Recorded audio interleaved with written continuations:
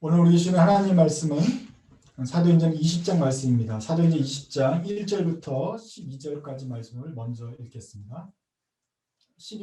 1절부터 12절까지 말씀입니다. When the uproar had ended, Paul sent for the disciples, and after encouraging them, said goodbye and set out for Macedonia. He traveled through that area, speaking many words of encouragement to the people, and finally arrived in Greece, where he stayed 3 months, because the Jews made a plot against him just as he was about to sail for Syria. He decided to go back to Macedonia. He was accompanied by Sopater, son of Phares and Berea, Aristarchus and Secundus from Thessalonica, Gaius from Derbe, Timothy also, and Tychicus and Trophimus from the province of Asia. These men went on ahead and waited for us at Troas, but we sailed from Philippi after the feast of unleavened bread, and 5 days later joined the others at Troas, where we stayed 7 days. On the first day of the week, we came together to break bread. Paul spoke to the people, and because he intended to leave the next day, kept on talking until midnight. There were many lamps in the upstairs room where we were meeting. Seated in a window was a young man named Ethicus, who was sinking into a deep sleep as Paul talked on and on. When he was sound asleep, he fell to the ground from the 3rd story and was picked up dead. Paul went down, threw himself on the young man, and put his arms around him. "Don't be alarmed," he said. "He's alive." Then he went upstairs again and broke bread and ate. After talking until daylight, he left. The people took the young man home alive and were greatly comforted. 제가 설교할 때 가끔 설교가 길다고 생각할 때가 있습니다. 저는 가끔 생각하고 여러분은 좀 자주 생각할 것 같습니다. 그렇지만 다시 한번 생각하기를 바라는데 우리가 수예배도 모이고 새벽 예배도 모이고 주일날도 모이고 이렇게 일주일에 5번씩 모여서 설교를 20분짜리 설교를 5번 듣기를 원하십니까? 아니면 한 번 모였을 때 한 40분으로 한 번에 듣기를 원하십니까? So sometimes you blamed with my sermon is a little longer. Am I thinking that do you want to gather the church in 5 times a week and listen to 20 minute sermon, or just to come to church one time and 40 minute sermon?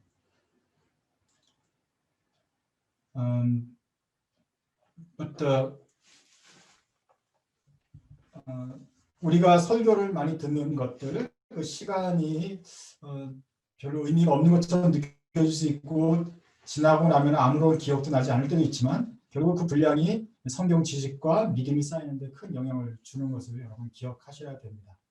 보면은 일주일에 한 번 나오는 사람과 또 한 2-3번씩 말씀을 듣는 사람과는 큰 차이가 생기게 됩니다. 그래서 여러분들은 말씀을 한 번 들을 때마다 집중해서 잘 들으시면 좋겠습니다. So amount of the sermon you listen, it's really affect your status of faith and then growth rate.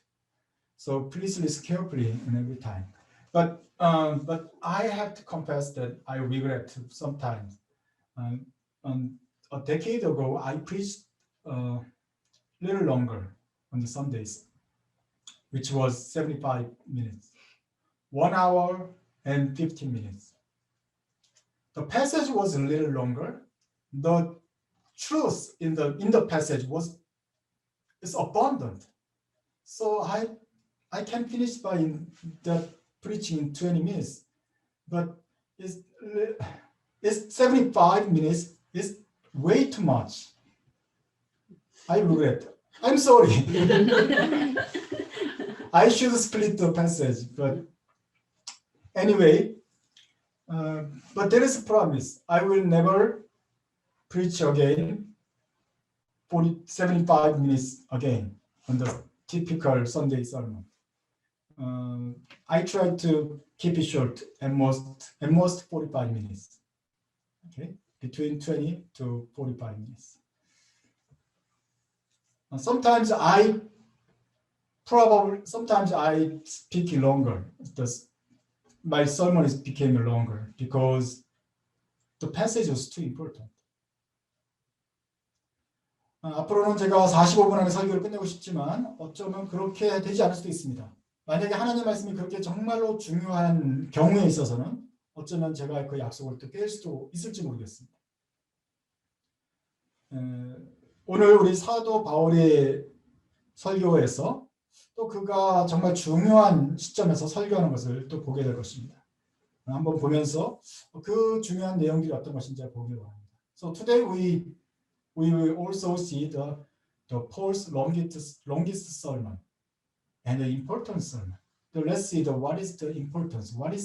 Why he put himself that much in the sermon. After the Ephesus, Paul's team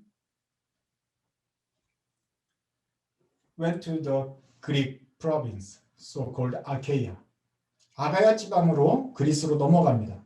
에베소에서 소동이 일어난 다음에 넘어갑니다. 거기서 아가야 지방, 그리스 지방에는 어떤 교회가 있는지 기억하십니까? How many churches can you remember in the church in Achaia in Greeks so far? There is 빌립보 교회, 데살로니가 교회, 베레아, 아테네 교회, 고린도 교회. That was that Paul's team was passed through in their second journey, the mission trip. 2차 전도여행에서 지나가면서 빌립보, 데살로니가, 베레아, 아테네, 고린도 이 5도시를 전해가면서 복음을 전했습니다. 그리고 이번에 3번째 전도여행에 와서는 다시 거기를 돌아가면서 믿는 형제들을 도와주고 교회를 힘있게 했을 것입니다. 그렇지만 그리스에서 전도하는 것은 좀 더 힘들었습니다. But the mission trip in the Greek province is much harder than any place. Because of the character of the immigrant society, Jew immigrant society, who they lived in the Greek province, they are very hostile. 유대인 출신으로서 세계에 흩어진 그 이민자들이 많은데 하필이면 그리스에 있는 그 유대인들은 굉장히 기가 드셌습니다. 그래서 빌립보에서부터 와가지고 바울이 그때 고민했던 것은 바로 다른 사람들의 문제가 아닌 동족들의 위협을 많이 받게 되었지 않습니까? 동족들이 그 동네 깡패를 사서 쫓아내기 때문에 전도팀이 분산되는 일까지 벌어졌습니다. Because they hired someone, so threatened them. So they had to split. The team was split because of the force. So their Jew society is very hostile, and they are very strong objection on the Paul's teaching. So at this time, they saw Paul second time. Now they start, as soon as they saw the Paul's team, and they start a plot to physically harm them. 이번에 2번째로 보자마자 바울을 볼 때는 1주 동안, 2주 동안 설교하라고 허용하지 않았습니다. 보자마자 곧바로 얘들을 죽여버려야겠다, 혼내야겠다, 찔러야겠다 계획을 세우기 시작했습니다. 그래서 에베소에서는 업로어, 소동이 일어났어요. 근데 그리스로 넘어오니까 이제는 더 플롯까지 생겨요. 이를 힘들게 해야겠다. 그래서 가는 곳마다 소동과 음모가 이 팀들을 따라다니게 됩니다. 그래서 바울은 이 마케도니아에서 3개월 동안 있다가 곧 다시 돌아오게 되는 것입니다. 그러나 점점 가면서 이 미션 팀들이 더 많아진 것은 사실입니다. 하나님의 은혜로 일꾼들이 더 생기기 시작했습니다. 그것이 4절에 있습니다. But by the grace of God, the mission team became grow. So one by one, adding from the province, God following the provision of the gods. So let's read verse 4. Verse 4, there is several names that we cannot easily pronounce. So let's read the English first and the Korean later. He was accompanied by the Sopater, son of the Pyrrhus, from 베레아, 베레아 지방 아시죠? 베레아 교회. 그다음에 아리스타코스 and 세컨도스 from 데살로니아, 데살로니아 교회에서 두 명이 왔어요. 그다음에 가이어스 from 더베, 티모시 also Tychicus and Trophimus from the province of Asia. 터키 지방이죠. 티모티가 원래 터키 중심에서 왔는 사람인데 이 중간에 투기고와 그리고 드로비머스가 같이 합류를 했습니다. 다시 한번 한국말로 한번 읽어보시죠. 아시아까지 함께 가는 자는 베레아 사람 브로의 아들 소바더, 데살로니가 사람 아리스타고, 세군도, 더베 사람 가이오, 디모데와 아시아 사람 두기고, 드로비모. 벌써 바울과 실라, 누가 외에도 이 팀들이 있으니까 얼마나 든든합니까? It's almost 10 people. But it's a small number compared to the whole mass against the gospel in Greek province. 그렇지만 그리스에서 복음을 대적하는 사람들에 비하면 굉장히 작은 사람들입니다. 어쨌거나 여기서 이 사람들은 선교 여행을 마무리 짓고 이제 돌아가기로 결정을 하면서 이제 귀한 길에 이릅니다. So they decide to come back to home, but there is a two condition. At this time, they will not go back to their home church, which is Syria Antioch. This time they will go to the Jerusalem for some reason. And second condition is they want to come back to Jerusalem before the Pentecost event. 두 가지 조건이 있는데 이번에 귀한 길에는 시리아 안디옥 홈처치로 가는 것이 아니라 예루살렘으로 가려고 하는 계획을 세웠습니다. 어떤 이유가 있었겠죠? 그리고 두 번째는 예루살렘에 가되 오순절 안에 가려고 했습니다. 그래서 가서 오순절 행사를 보고 싶었습니다. 오순절이 왜 중요합니까? 왜 6월절에 가야 되지 않죠? 왜 초막절, 추수감사절에는 왜 가면 안 됩니까? Why is Pentecost is important for them? Why not Thanksgiving season or Christmas or Passover? Because 오순절 is the birthday of the church. They still remember, freshly remember when the Holy Spirit down to the earth and create the church. They want to celebrate together and meet the other disciples in the Jerusalem. 예루살렘에서 오순절 성령의 사건을 다시 한번 기억하고 그 성령께서 세계에서 어떤 일을 하셨는지 사도들과 함께 나누고 싶었던 것 같습니다. 그래서 예루살렘으로 가야 된다. 그리고 오순절 전에 가야 된다. 그러려면 서둘러야 됐습니다. 그렇기 때문에 오늘 일정에서는 굉장히 바쁘게 진행하는 것을 볼 수 있습니다.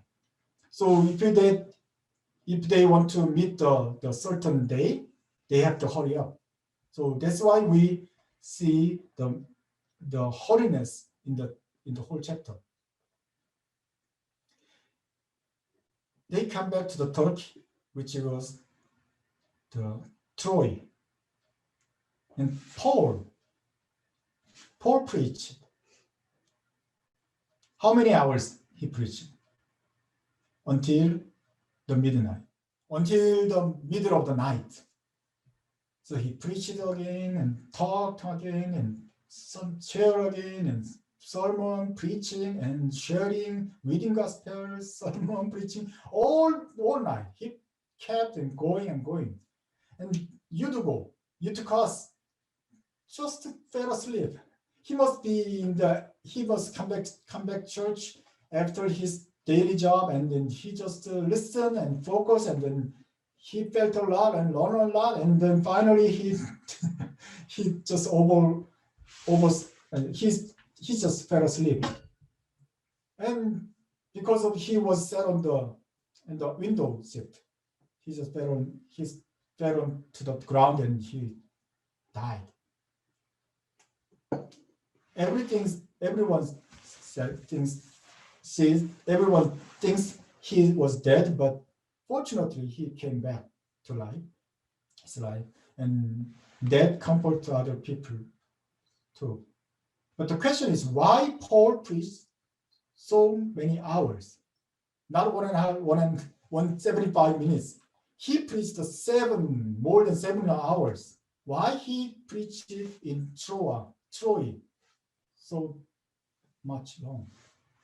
왜 이렇게 트로아에서 애가 떨어져 죽을 정도로 그렇게 길게 설교를 했어야만 됐을까요?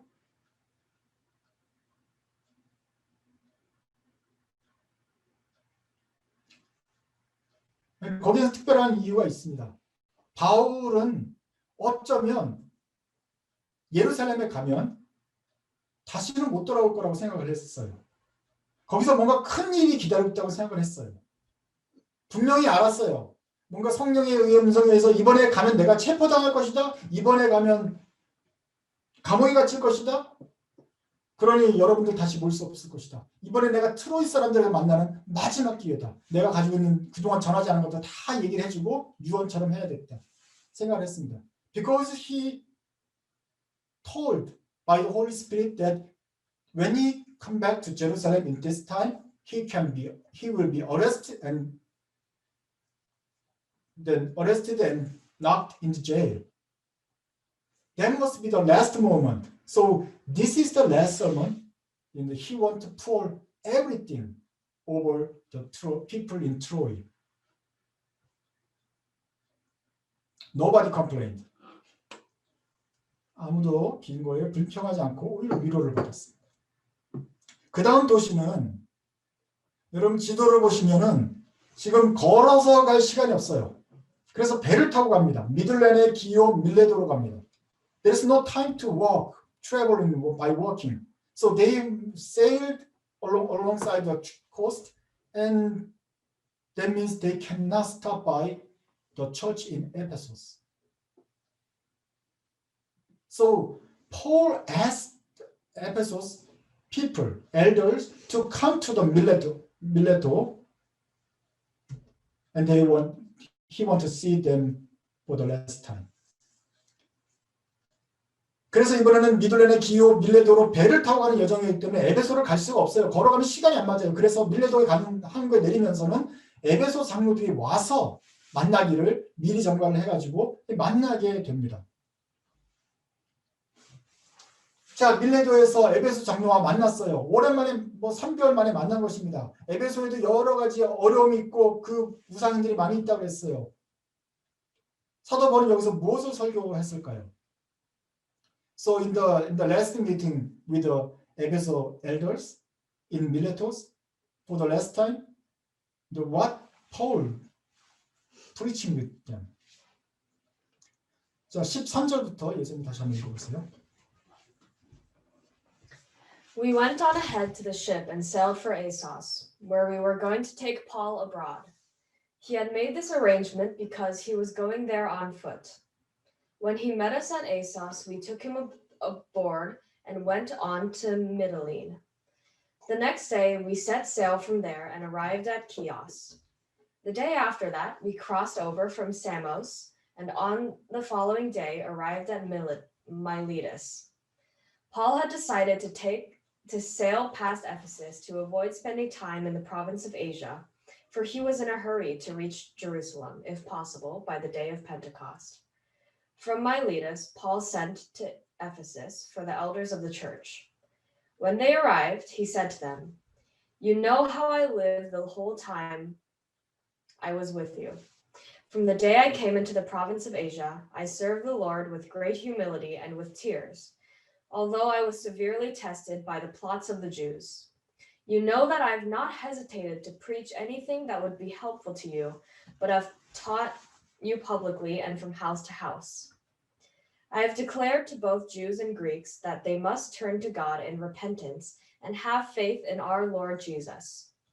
And now, compelled by the Spirit, I am going to Jerusalem, not knowing what will happen to me there. I only know that in every city, the Holy Spirit warns me that prison and hardships are facing me. However, I consider my life worth nothing to me, if only I may finish the race and complete the task the Lord Jesus has given me, the task of testifying the gospel of God's grace. Now I know that none of you among whom I have gone about preaching the kingdom will ever see me again. Therefore, I declare to you today that I am innocent of the blood of all men, for I have not hesitated to proclaim to you the whole will of God. 23절 보시면 I only know that every city in the Holy Spirit. Every city 갈 때마다 성령께서 말하시기를 warn me that prison and hardship are facing me. 결박과 환난, 체포당하고 환난당할 것이 예루살렘에서 기다리고 있을 것이다 라고 계속 성령께서 예언을 해주세요. 그래서 이것이 마지막 길이라는 걸 알기 때문에 사도 바울이 마지막으로 설명을 합니다.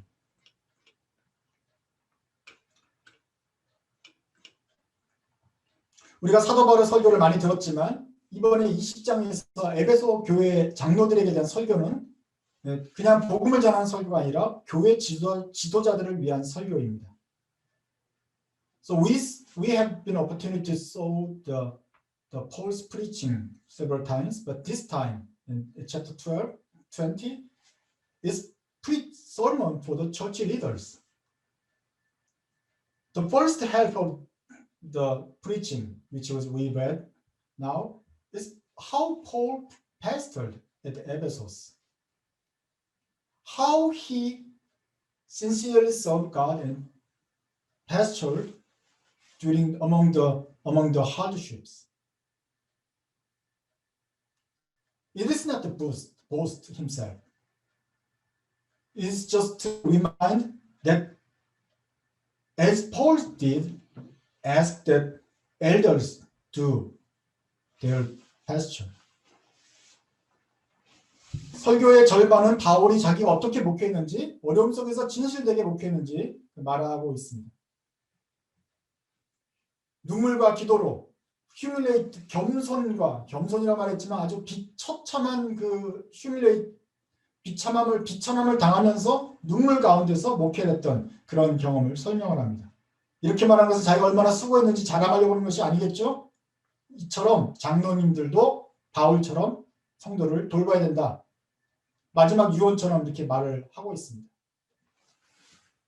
In verse 37, he said, "In everything I did, I show you. As you saw me, do what I did, as I did." 내가 범사에 여러분에게 모범을 보여준 것처럼 여러분도 그렇게 해야 된다 말을 하는 것이죠. 그러면 도대체 교회에서 행하는 사람은 누구입니까? Then who is the real player of the church, in the church? So Paul showed how to do it and asked the elders to do after the Paul leave them. Then who are the real player of the game, this game? 이 게임에서 진짜로 뛰는 선수들은 누구입니까? 바로 교회 성도들인 것입니다. 교회 지도자들인 것입니다. 난 아직 지도자 아니라 하도록 1, 2년 지나면 어른이 되고 이제 지도자가 되고 한두 명씩 책임을 맡고 다 교회의 지도자가 되는 것입니다. 그 지도자들이야말로 성도들이야말로 교회 믿음 게임의 플레이어입니다. 목사는 뭐냐? 목사는 성경에서 말하기를 목사이면서 교사다. Who is the pastor then? Bible said, pastor is the pastor and teacher of the church.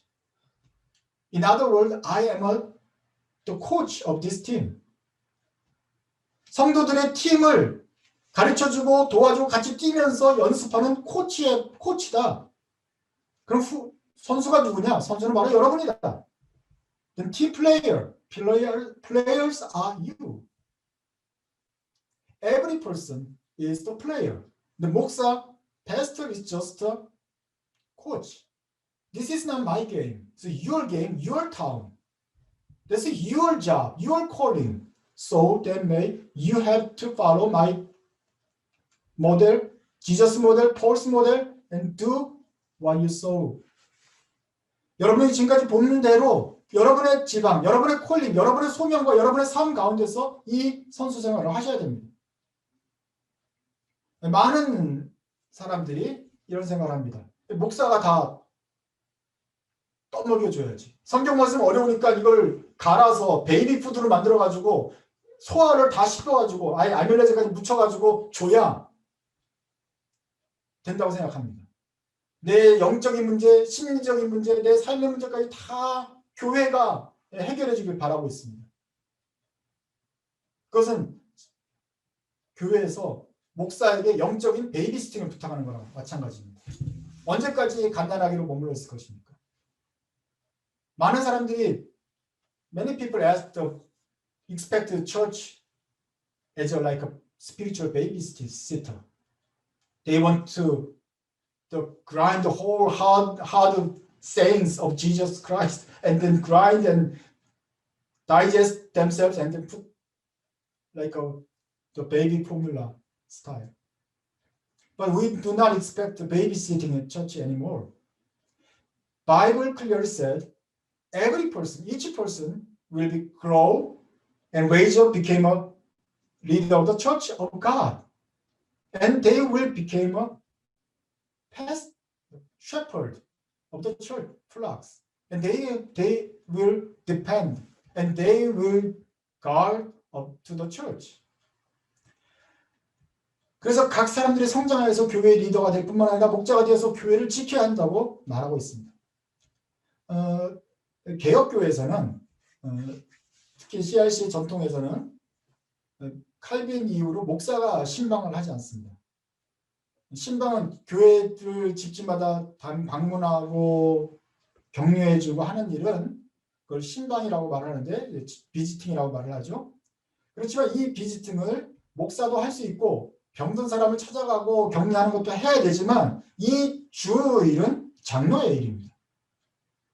In the Reformed Church, the visiting is important. Sometimes pastors visit the sickers and hospital and other families. The main need, that is the elders' job. Elders will visit families and individuals because elders are called as a shepherd. Church leaders are called a shepherd.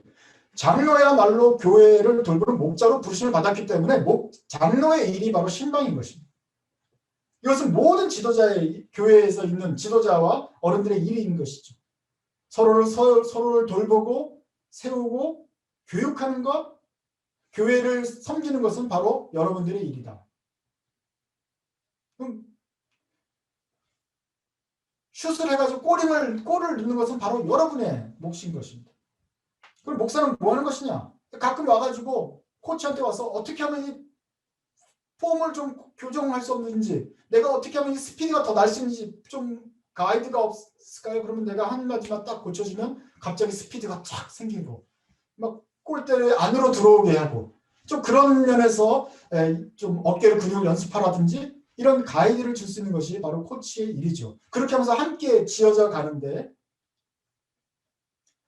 그리고 또 팀 전략을 짜든지 하는 도움을 줄 수가 있는 것입니다. 그러나 중요한 것은 바로 선수가 누구냐? 선수는 바로 여러분이다. Sometimes the coach can give a tips and bring everybody focusing on the team strategy, but the main thing, the player are yours. So 바울도 이렇게 장로들을 돌아다니면서 장로들을 섬기고 세우는 코치였다고 한다면 그 장로들은 바로 남아서 그 지역에서 부지런히 교회를 돌보는 목자의 역할을 하여야 하는 것입니다. 그럼 그 목자들의 역할은 어떻게 해야 되는 것이냐? 바울이 자기의 삶의 자기가 어떻게 목회인지를 보여준 다음에 장로들에게 부탁을 합니다. 그것이 28절부터 나와 있습니다. 여러분에게 주시는 하나님의 말씀으로 생각하고 들으십시오. Keep watch over yourselves and all the flock of which the Holy Spirit has made you overseers. Be shepherds of the church of God, which he bought with his own blood. I know that after I leave, savage wolves will come in among you and will not spare the flock. Even from your own number, men will arise and distort the truth in order to draw away disciples after them. So be on your guard. Remember that for 3 years I never stopped warning each of you, night and day with tears. Now I commit you to God and to the word of his grace, which can build you up and give you an inheritance among all those who are sanctified. I have not coveted anyone's silver or gold or clothing. You yourselves know that these hands of mine have supplied my own needs and the needs of my companions.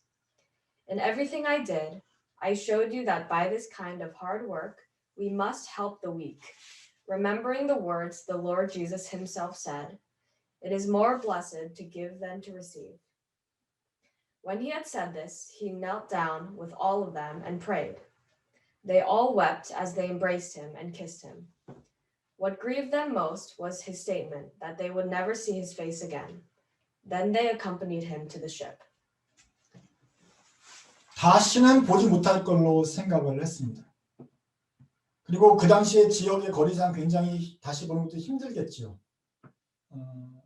아마도 어쩌면 나중에 풀려난 다음에 한두 번쯤은 볼 기회가 있었는지 모르겠지만 지금 이 당시에는 바울도 그렇고 에베소 장로도 그렇고 이건 마지막 기회라고 생각했습니다. 그렇기 때문에 이 말씀이 더욱 유언처럼 중요하게 들렸을 것입니다. At the time they strongly believed they gonna never see again. So they listen carefully, and these verses are very important as like Paul's last word for them. The first asking is, you elders keep watch over yourselves and all the flock. 우리 한국말 성경에는 여러분이 자신을 위하여 온 양떼를 위하여 삼가라 이렇게 되어 있는데 삼가라는 말보다는 잘 돌봐라 이렇게 말하는 것입니다. 번역하면 좋겠습니다. 자기 자신을 잘 돌봐라 그리고 양떼를 잘 돌봐라. 그래서 two things. Watch over yourselves and take care of the flocks. You must watch over yourselves as to maintain your holiness, to be elders, leaders of church. And mainly, and also, you have to watch over carefully, continuously your given flocks. Because you are the shepherd of the church of God. 하나님의 교회의 목자로 세우심을 받았기 때문에 여러분 자신이 정결하게 드러나서 거룩함을 유지할 뿐만 아니라 여러분이 맡겨진 양들을 잘 돌봐야 된다. 하나님이 피로 주고 사셨기 때문에 여러분들도 피를 내어서라도 양들을 잘 돌봐야 된다. 그 어떻게 돌봐야 되는지 눈물과 비참함과 그 수모를 겪으면서도 양들을 돌본 모범은 바울이 이미 수년 동안 보여줬습니다. 여러분들도 그렇게 좋은 목자가 되어야 된다. 그래서 여러분들은 자기를 잘 돌보고 또 양떼를 위하여 자기 자신을 삼가고 양떼를 잘 돌봐라. 성령께서 교회를 여러분에게 보살피도록 맡기셨다. 이렇게 보시면 되겠습니다. And the second asking is, you have to prepare the shepherd. You have to keep the flocks from the predators, their enemies, from the inside the Jew communities and outside the Jew communities. 유대인으로부터 아니면 다른 동족으로부터 공격들이 많다. 그러므로 여러분들은 목자를 돌볼 뿐만 아니라 이 양들을 지켜야 되고 싸워야 된다. 그 싸움을 하라고 장로를 불러놓은 것이고 마지막으로 유언도 싸우라. 계속해서 싸워야 된다. 라고 말을 하죠. 늑대도 있고 여우도 있고 뭐 뱀도 있겠지만 무섭다고 도망가면 안 되고 여러분들은 목자이기 때문에 나가서 싸워서 양떼를 지켜야 되는 것이죠. Everybody afraid for the predators, but you, if you are the shepherd, you have to go front line and fight for your sheep. 그러면서도 사도 바울처럼 말씀을 전하면서 약한 자들을 돌봐야 된다. And also you have to think about the weak peoples and take care of others. 우리가 생각하는 목자의 개념과 맞습니다. 바로 양떼를 부지런히 돌보고 부족한 것이 뭐가 있냐 배가 고픈지 보고 또한 프레더터 포식자로부터 양떼를 지켜주고 또 그중에서 가장 약한 자들을 돌아보는 일을 계속하면서도 말씀을 전해야 되는 사명이 우리에게 주어졌습니다. So in summarize, there are three tasks: be a shepherd, and also guard the flocks, and also care for the weak the sheep while you preach the gospel. In the last chapter of John, Gospel of John, Jesus asked to Peter, "Do you love me?" 3 times.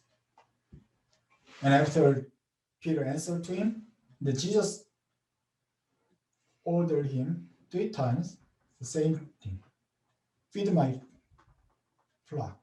내 양을 요한복음 마지막 장에서 예수님이 베드로에게 나를 사랑하느냐 3번 물으신 다음에 베드로가 대답하자 똑같은 말씀하셨는데 부탁인데 내 양을 먹여라. 내 양을 쳐라. 내 양의 목자가 되어라 라고 부탁을 해주셨습니다. 베드로는 그래서 지금도 목자의 상징이죠. 교회를 다스리는 목자의 상징인데 이 명령은 바로 예수님이 사도에게만 준 명령이 아니라는 것을 기억하십시오. So since then, the Peter became a shepherd, the symbol of the shepherd of the church. The important one is this asking of Jesus is not unto the apostle, to Peter. Jesus, Paul asked the same task to the elders of the Ephesus, lay people, among the saints. 예수님처럼 바울도 여기서 에베소 장로들에게 양떼를 돌보는 목자가 되어라 라고 부탁을 하는 것입니다.